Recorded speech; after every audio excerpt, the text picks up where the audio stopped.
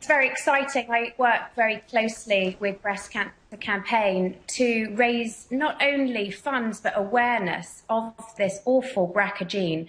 So to be woken up this morning by the BBC at 6 a.m. was a pleasure. To hear that someone as glamorous and yet sensible as Angelina Jolie has done exactly what I did 3 years ago. What happened to you? Why did you have to do that? Well, I was tested for the gene when one of my first cousins had really horrible cancer, and she managed to track back and see that actually the family was definitely carrying some sort of gene. And I felt as I think everybody does when they have any sort of encounter with cancer. You know, initially you feel, why me? This is horrible. Why do I have to lose my breast? I also felt I'm not sick. It feels very strange to have such massive surgery when you're not sick.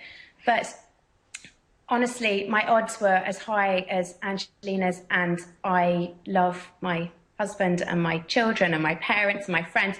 And you really do everything you can to avoid cancer in this world. One of the analogies that I often quote is, if somebody said that your flight crossing the Atlantic was about 86% likely to come down, you wouldn't get on that aeroplane, would you?